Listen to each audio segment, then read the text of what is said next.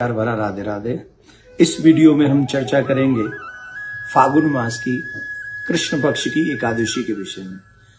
भगवान श्री कृष्ण से जब युधिष्ठिर ने पूछा कि फागुन मास की कृष्ण पक्ष की एकादशी को क्या कहते हैं, उसका क्या फल है, तब भगवान श्री कृष्ण ने कहा कि युधिष्ठिर, तुमने जो प्रश्न किया है वही प्रश्न एक बार नारद जी ने ब्रह्मा जी से किया था, और ब्रह्मा जी ने जो उत्तर दिया था वो ये था। भगवान के विषय में, एकादशी के विषय में जब प्रश्न किया तो ब्रह्मा जी ने कहा, नारद, फागुन मास की कृष्ण पक्ष की एकादशी का जो महात्मा में अधिकांश की अभी तक तो किसी से नहीं कहा, पर पहली बार अगर तुम पूछ रहे हो तो मैं बताता हूं। इस एकादशी का नाम है विजया एकादशी। जो भी मनुष्य इस व्रत को करता है अथवा इसकी कथा को सुनता है, कहता है, तब तक के उसके पाप तुरंत ही नष्ट हो जाते हैं। जैसे घास के सूखे हुए तिनके अग्नि के हल्के से प्रभाव से ही उजल कर नष्ट हो जाते हैं, ठीक वैसे ही एकादशी का जो व्रत करते हैं, विजया एकादशी का व्रत करते हैं, इसका नाम ही है विजया। मतलब ऐसा कोई कार्य नहीं है जिसमें आप विजय प्राप्त न कर सकें। इसका एकमात्र ध्यान ये रखना है कि पूरे विधि विधान से हम इस व्रत को करें। तो विधि विधान क्या होगा, आइए हम आपको बता देते हैं। ये कथा है त्रेता युग की, जिस समय भगवान श्री राम वनवास काल में थे। सीता मां का हरण हो चुका था, बाली का वध कर दिया था भगवान ने। हनुमान जी लंका में जाके सीता मां का पता लगा कर आए थे, और तब सेना लेके भगवान श्री राम समुद्र के तट पे पहुंच गए थे।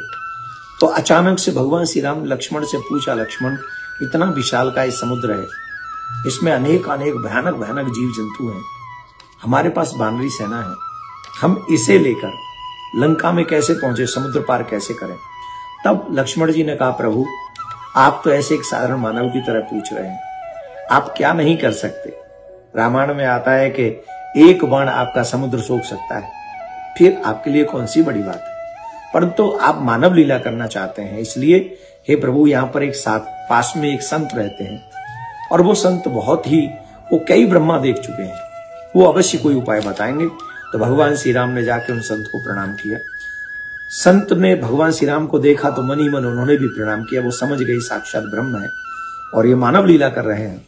तब भगवान ने कहा, मैं आपके पास इसलिए आया हूं कि मैं रावण पे विजय प्राप्त करना चाहता हूं और इस सेना को लेकर समुद्र पार करना चाहता हूं, ये कैसे संभव है। तब महाराज संत ने, उन मुनि ने भगवान श्री राम को बताया था, आप तो सामर्थ्यवान हैं, आप तो सब कुछ कर सकते हैं, परंतु फिर भी आप संसार को मार्गदर्शन देना चाहते हैं, तो आपको चाहिए कि आप विजया एकादशी का व्रत करें।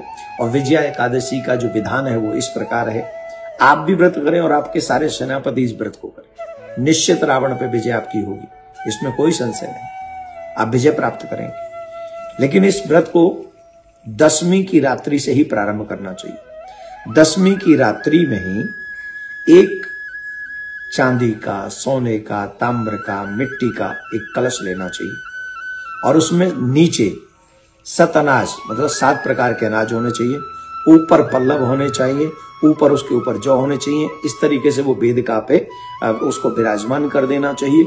और एकादशी के दिन से ही वहां स्नान इत्यादि करके उनका कलश स्थापना करना चाहिए वेदिका पे, और फिर उस पे सत्यनारायण भगवान की, लक्ष्मी नारायण भगवान की स्वर्ण की मूर्ति स्थापित करनी चाहिए।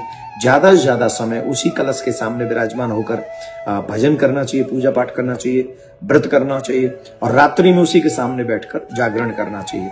जो मनुष्य इस प्रकार से एकादशी का व्रत करता है, वो कितना भी बड़ा इस संसार में संकट क्यों न हो, उसको वो विजय प्राप्त कर लेता है। इसीलिए इसको विजय एकादशी कहते हैं। एकादशी जो होगी वो 24 तारीख की होगी। विजया एकादशी का व्रत हम और आप सभी 24 फरवरी को करेंगे, और इसका जो पारायण होगा वो 25 फरवरी को होगा, और पारायण का समय प्रातः 6:18 से 8:52 तक होगा। जो भी मनुष्य इसको विधि विधान से व्रत करेगा, इस समय एक बहुत सुंदर योग बन रहा है, जिसे सिद्धि और शिववास योग कहते हैं। इस दिन व्रत करने से व्यक्ति की प्रत्येक मनोकामना पूर्ण होती है। तो आप सभी लोग इस कथा के संदर्भ में कहा गया, जो इस कथा को सुनता है जो इस कथा को कहता है उनके तुरंत उसी समय समस्त पापों का नाश हो जाता है। तो विजया एकादशी की बहुत बहुत शुभकामनाएं।